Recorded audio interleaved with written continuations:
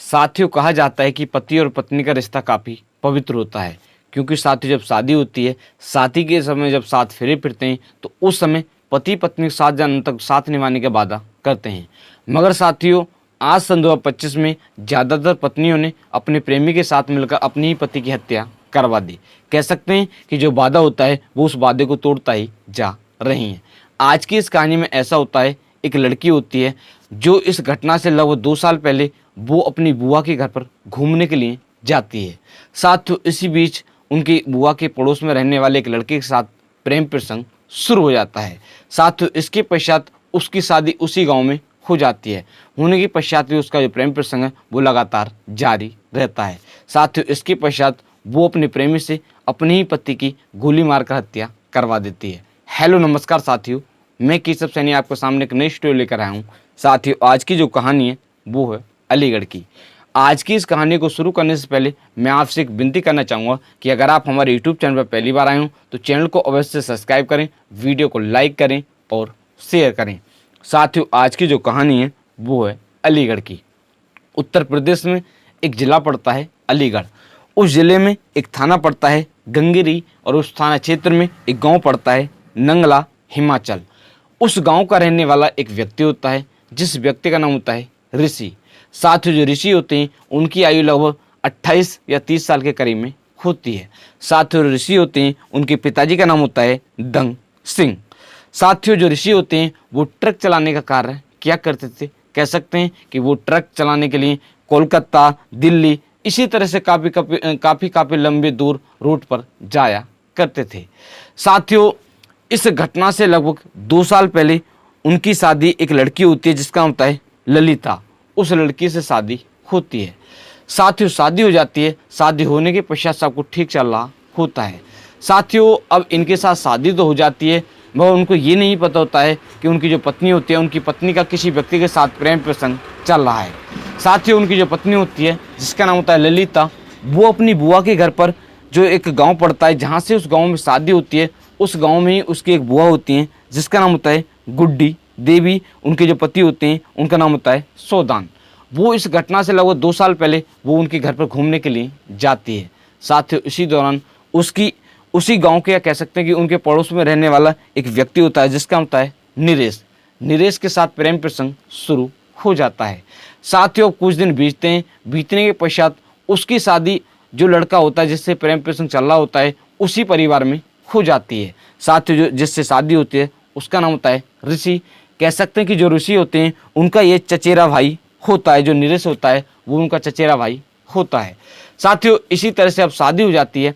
शादी होने के पश्चात भी इनका जो प्रेम प्रसंग है वो लगातार जारी रहता है, क्योंकि साथियों उसके जो पति होते हैं वो तो ट्रक चलाने का कार्य किया करते थे। वो अक्सर ट्रक चलाने के लिए कभी दिल्ली, कभी कोलकाता, इसी तरह से लंबे लंबे रूट पर जाया करते थे। घर पर उनकी जो पत्नी होती हैं वो अकेली रहती थी। इसी बीच जो प्रेम प्रसंग वो लगातार जारी रहता है। साथियों, इसी तरह से 2 साल बीत जाते हैं, मगर उसके जो पति होते हैं उनको इसके प्रेम प्रसंग के बारे में पता नहीं चलता है। इस घटना से कुछ दिन पहले उसके जो पति होते हैं उनको इनके प्रेम प्रसंग के बारे में पता चलता है।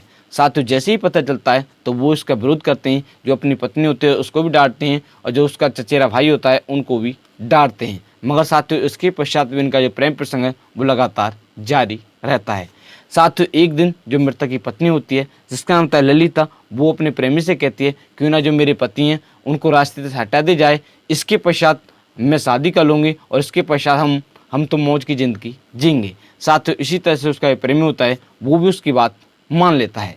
साथियों, अब इसी तरह से वो लगातार प्लान बनाते रहते हैं। अब 17 जून को जो ये होते हैं जिसका नाम होता है ऋषि, इनके गांव में या इनके पड़ोस में ही एक शादी का प्रोग्राम होता है। अब शादी की दावत इनके पास जाती है तो ये जैसे बाहर ट्रक चलाया करते थे, तो इस बीच वो 10 से 12 दिन पहले अपने गाँव में आ जाते हैं, या कह सकते हैं कि अपने घर पर आ जाते हैं।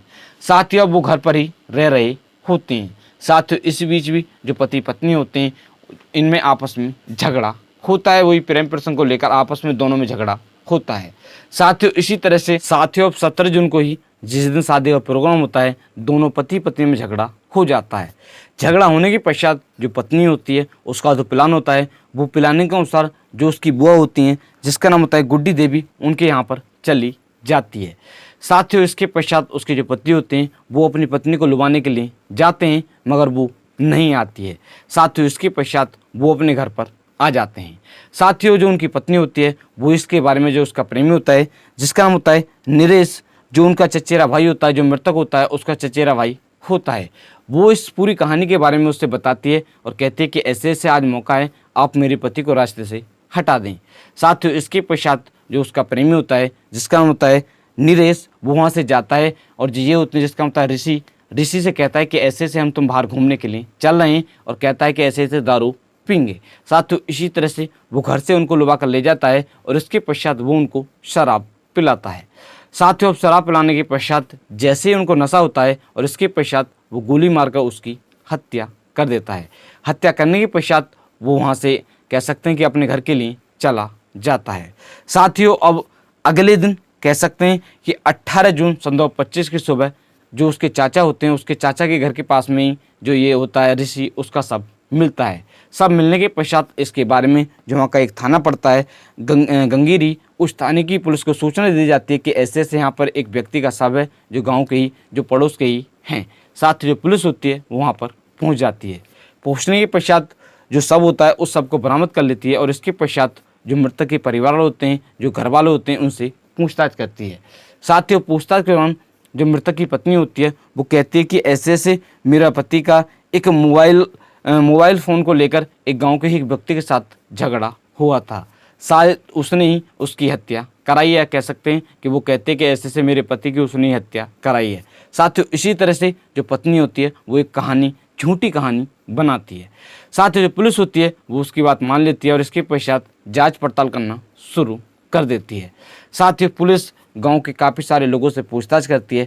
इसके पश्चात पता चलता है कि ऐसे ऐसे मृतक की जो पत्नी होती है उसका गांव के ही एक व्यक्ति होता है जिसका होता है नरेश, उसके साथ प्रेम प्रसंग चल रहा होता है। साथ ही जैसे ही पुलिस को इसके बारे में भनक लगती है, जो पुलिस होती है वो उसके प्रेमी को गिरफ्तार कर लेती है। गिरफ्तार करने के पश्चात वो उससे पूछताछ करती है तो वो उस जुर्म को कबूल कर लेता है, जो पूरी कहानी होती है इसके बारे में बताता है। इसके पश्चात जो पुलिस होती है, जो मृतक की पत्नी होती है जिसका नाम था ललिता, उसको भी गिरफ्तार कर लेती है। गिरफ्तार करने के पश्चात उससे पूछताछ करती है तो वो पहले मना करती है और इसके पश्चात जब उससे सख्ती से पूछताछ की जाती है तो वो जुर्म को कबूल कर लेती है। जो भी पूरी कहानी होती है उसके बारे में विस्तार सहित बताती है। एसपी अमर जैन जी ने बताया कि पुलिस ने 24 घंटे के अंदर 20 जून सन 2025 को इस केस का खुलासा कर दिया है। पुलिस ने जो मृतक की पत्नी होती है जिसका नाम होता है ललिता और उसका जो प्रेमी होता है जिसका नाम होता है नरेश, दोनों को गिरफ्तार कर लिया है। गिरफ्तार करने के पश्चात उनको जेल भेज दिया है। साथ ही इस हत्याकांड में जो उपयोग किया गया तमंचा होता है और एक कारतूस होता है उसको भी बरामद कर लिया है और इसके पश्चात जो ये दोनों आरोपी हैं इनको जेल भेज दिया है। साथ ही इनके साथ सख्त से सख्त कार्रवाई की जाएगी। आज की इस कहानी को सुनाने के उद्देश्य से किसी व्यक्ति को परेशान करना नहीं है, किसी का दिल दुखाना नहीं है, सिर्फ आप लोगों को जागरूक करना है कि आप लोग इस तरह का कोई भी कदम ना उठाएं।